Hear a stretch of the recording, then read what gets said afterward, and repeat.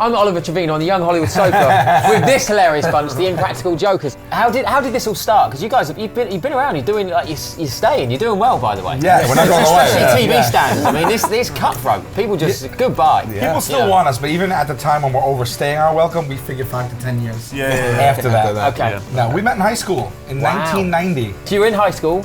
You obviously all became friends. Yeah, and we then met at like 13, 14 years old. Yeah. Oh my God. And we went to high school together, and when we got back from college, we started the Tenderloins. Why the name Tenderloins? In high school, Sal kept a list of words you'd be really embarrassed to say, or slightly embarrassed to say in a public setting, in front of a group of people. Words like Culottes, nougat, which is the inside of a Snickers bar.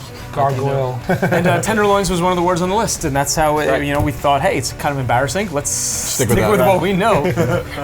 And then from then you just stuck together, done your touring and done your shows, and then obviously. Yeah, we started doing live improv shows in New York, and then failed miserably for lots of years in a row. We tried we did a couple pilots that never went to series, and then finally we did Impractical Jokers, and that really hit. Are you drinking tonight? Yeah, probably. And stamp them. Stamp them. And stamp them. Stamp them like they're international cargo. Inside the wrist.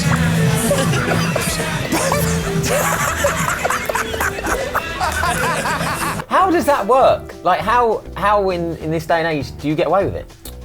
I mean, we're 'Cause that's tough, right? I mean, especially in America. Yeah, but you'd be surprised. I mean, the show's mostly shot in New York City. Right. So it's just the per capita. I mean, if 10 people know us, the next 100 people don't know us. So it's like it impedes the shooting for a little bit, but not to the detriment of like the entire show. And a lot of times people recognize us when we're all together. So if there's just one guy out on the floor, they'll be like, "Oh, you look like him, but you're not him." But then when they see us together, they're like, "Oh, it's all you." Got you. One of my favourite moments, which we spoke about, which is a great story as well, is the Imagine Dragons. When you went out, you know, a huge band on stage, and you've just gone out there. No one knows. That was fun. That was the biggest punishment we ever did, right? There was 10,000 people there. 14,000. 14,000. The reason I know that is because I was on the stage looking at it. Right, sure. Right. We were at Jones Beach in Long Island. Island. Tell us how it happened, how this originated, because you mentioned Mac, obviously the manager and stuff like this. Yeah, we were shooting, and a guy comes up to us and says, "Hey," Square Park. Yeah, in Washington Square Park in New York, and he says, "Hey, I'm a big fan, and can I get a picture of my family?" And we took a picture, and he ended up giving us his card, and he said, "Hey, I manage this band, Imagine Dragons," and it was really just before they really broke.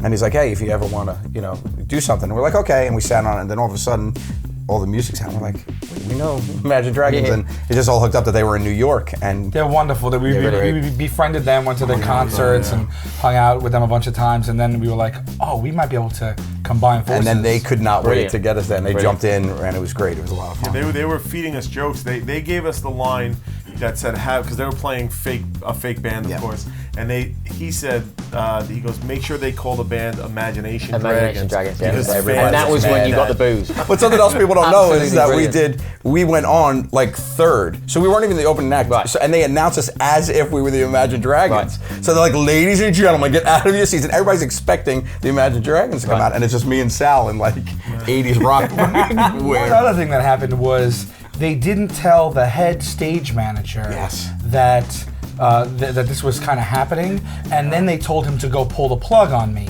So he ran out to get us off the stage, and I figured he knew. And so I fought back. I fought him, and he started grabbing my guitar, and I yanked it from him, and he's like, "Are you kidding me?" And I'm like, "You!" And I'm like just trying to like redeem myself. You're like, wow, this guy's a really good actor. He's wasted. I found out in the end I was in a fight.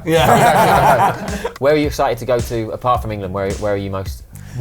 In Nashville, we do the Wild West Comedy Festival. It's Vince Vaughn's Comedy Festival, and there's tons of other comics that we admire there. Like, it's an honor for us to be on that bill. To be on the same bill. We did it bill last year. They invited us back. That's in April, so we're like psyched. Super excited. We're doing another cross America bus tour this summer in August too, where we start in upstate New York and wound up 3,000 miles away 3 weeks later, different city. And you're all on the same bus. Yeah. 25 years of knowing each other. Yeah. There was one stint where we saw each other for 47 days straight.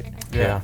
It's great. Working. I honestly don't think this exists almost like anymore. Stockholm syndrem, because in like prison, when we is the only way that's right. If we get a break for each other like a week, and then like I start getting antsy, and I'm like, I wonder what the guys are up to. And then we start texting each other, and then it's just because we're all best friends. So it's like, you want to go see a movie with your friends, this is who you're calling, or you got to go to work. joke. This is who you're singing. So Something else. that's all right. Bud. We're gonna play a game. Oh, awesome. Yeah. Practical or impractical. So basically, I'm gonna say something. You say whether it's practical or impractical. Got Give it. your views on it. Clothes for your dog.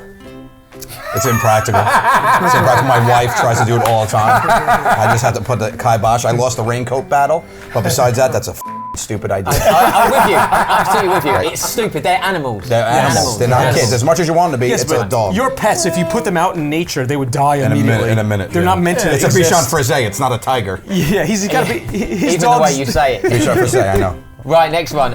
As seen on TV products. Do you think they work? Great Christmas gifts. It's a really you're rolling the dice, but there are some good ones which I think are practical. I would say for the most part, impractical. Fur coats in LA. You know, the people that are walking around with fur coats on. And fashion's in Faux?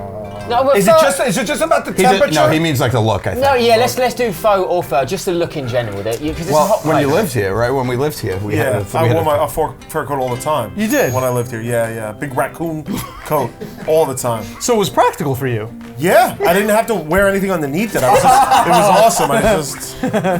People should tune in. Why to this season? Why sell it? Sell it. You know what it is? The show's still fun for us. We made a pact when we first created the show that if it ever isn't fun or we ever feel like we're just doing the same things again and again, we're gonna stop doing it. And we're 4 years in, we're about to hit our 100th episode, and we're still on set, and we just can't believe what we get to do for a living. It really is a dream come true, and we're having a blast, and this season's gonna push it even It's further. actually more fun now. It is. And we really push ourselves to keep reinventing the games and the things we do. right. And the show now is not. It's not so much more a prank show anymore as it is just a friendship on display. Buddy comedy, yeah. Brilliant. Yeah, we have a responsibility to our fans too. We have like rabid, very loyal fans. So we want That we to give them what they, aside from our own creative, Right. We want to keep it fresh for us too. Exactly. Because comedy not fresh is no good. Nice. Well, lads, thank you for stopping in. They're amazing. Impractical Jokers.